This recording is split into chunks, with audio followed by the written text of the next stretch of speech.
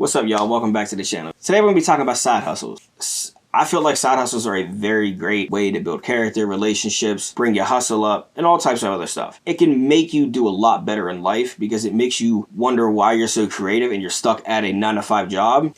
I'm going to give y'all 3 little side hustles that I've tried. One I'm still doing, one I'm working on, and one I just stopped doing. But I'm going to tell you why you should do it if that's something you would want to do. But the main reason to have side hustles is to keep your creativity rolling. You don't want to be just stuck in your 9-to-5 and not be able to do anything else besides that 9-to-5. Let's say you work in a restaurant. Serve your boss all day, every day, busting, making hoagies, sandwiches, pizzas, etc. And then go home and then just sit there, relax, bored and do nothing. Sit on Instagram, Facebook, Twitter, TikTok and just scroll and do nothing. You got to be a little bit more creative than that. I'm better. You're better than that, and I know you are, because you can do a lot better in life. Is to stop bullshitting. But here, look, there's 3 side hustles that I know for a fact that you can do, because I'll leave a little bit more in the top comment. But these are the 3 that I've tried, done, and have failed at. But I'm still here and I'm still keeping it going because my feet are consistently moving.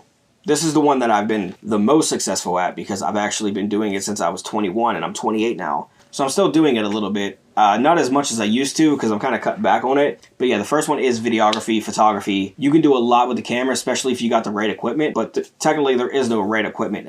If you know what you're doing with the camera, you can make a lot of money at it and you can do a lot with it. Before I got the Sony a7 III, the one I'm shooting on now, I was using the Sony a6000 for at least the first good bit of my videography career. And I was pumping out some great quality in photos and videos because I knew exactly what I was doing with the camera and the lenses. So that way I was able to pump out that great quality. But now that I know even more with this Sony a7 III, there's a lot more you can do with the Sony a7 III than a Sony a6000. Of course, because it's a more updated camera and it's more newer. So you're able to do a lot, shoot at a higher bit rate. You're able to shoot at 4K instead of just 1080p. So you're able to do a lot more and make it look a little bit better. But you can definitely get that top-notch quality with a cheaper camera. You don't need to go all out. You don't need to go out there and buy a Red for your first camera or a Blackmagic just to get that top of the line quality. Because there's people that actually have those cameras that I know personally, and their quality is terrible. It doesn't look professional, and it's just all over the place. You don't always need the best equipment to give the best quality. The sky's the limit with videography, really. The better you get, the more you can charge, pretty much. So yes, you should actually try this side hustle if you're actually into photography, or even if not, just give it a shot. Give it a try. You don't know. You don't even have to do music videos. You can do events. You can do promotions, you can do studio work, you can do commercialization, you can get into the movies, you can get into TV shows. There's a lot you can do with the camera. So if you want to give it a shot, I'd say give it a shot. It's worth it. The second one we're going to talk about is the one that I really tried, but I just couldn't keep up with it. There was just a lot to it, to me at least. There was a lot of research, studying, and understanding why. But it's shoe reselling. I got into it just by some dunks, the Oreo dunks. Yeah, I know them, the pandas. But I kind of didn't fail at it. I just kind of stopped doing it because I was just so tired. I personally there was just a lot to it. There was times where I would use the Sneakers app or the Adidas app, the Confirmed app, the Adidas one, or I would use the Dick's or the Nike app in general. There was a lot of times where I would actually be getting this stuff and then the app would crash, and that would be annoying, and it kind of just, you lose your motivation by just not doing that, and then not knowing. Or the second one we're talking about is shoe reselling. I kind of failed at it, but I kind of didn't. I just kind of gave up on it, but only because it just wasn't for me. As you see my videos, I was getting decent shoes, and it's okay if you're actually into it for that. That's fine, but you have to do a lot of research for it. You have to know what shoes sell, what time shoes will sell, when shoes are getting released, what time they're getting released, and you have to do a lot of extra work. You got to have a lot of friends and family built into it with you too, so that they can get the shoes, or they can try to at least get the shoes so you can get them.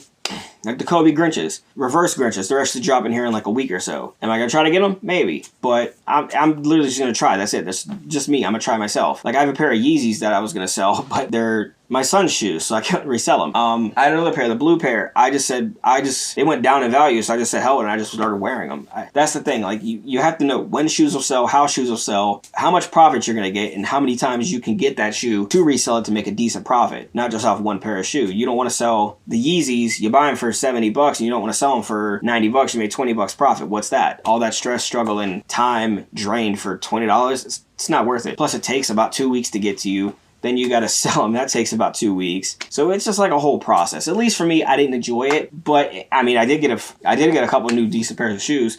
Did I mess them up? Yeah, of course, because I don't care about shoes. But yeah, if you like shoes and you want some quick bucks, yeah. And here's another little quick tip for the shoes. If you go to the Nike outlets, shoes are already on a discounted price. But if you have a Nike account or something like that, I think you get, it's either 10 or 15% off.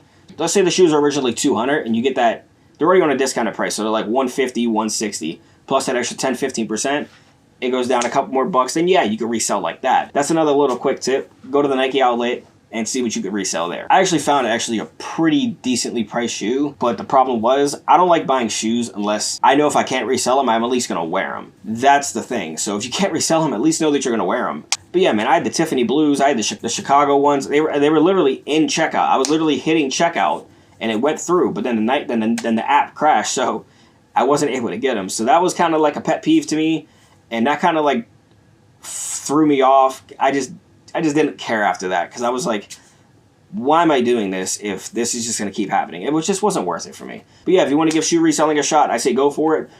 The third one I'm still working on, I'm getting back to Etsy. It's very little upfront.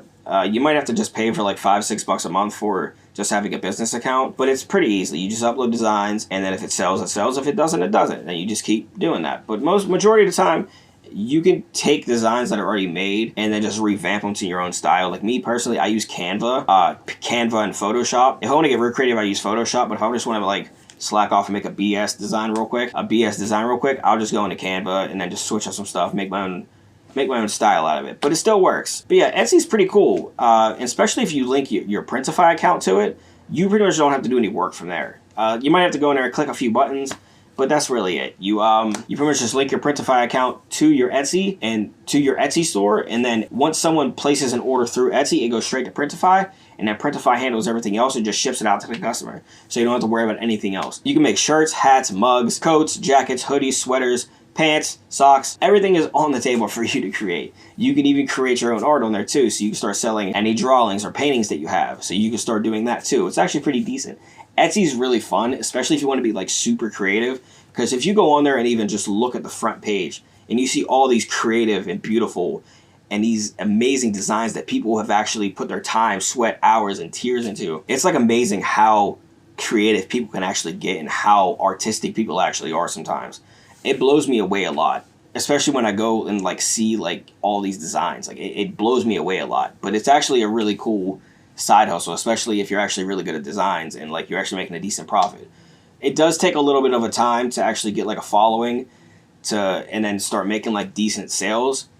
But once you get that following, sales just like keep running in. Sales will just keep coming and coming and coming and coming and coming. But you do have to mind. You have to be creative every single day. You have to be constantly creating designs. And then like for holidays and stuff, you can just like revamp a lot of stuff and just make it your own style. You have to be creative. That's what I'm pretty much just trying to say. I'm trying to sum it all up and just be creative on Etsy. You can do a lot with it, and you can make a lot of money from it. And if you want to check out my Etsy store, there's a link in my bio. So yeah, man, just be creative. All three of these side hustles are good. They make a decent money. Don't always do something for the money. Do it for how creative you can be with it. But if it makes money, fucking go for it. No one wants to work in the oil field, but they do it because they make over $100,000 a year. Go make some fucking money. That's all that matters. Make some fucking money. So yeah, man, those are the 3 side hustles that I've tried, failed, and am still working at. So yeah, get off your ass. Go make some money. And don't forget, I will put a few more in the bottom in the pinned comment. So yeah, let's get some money out here. Don't forget to like, comment, subscribe, and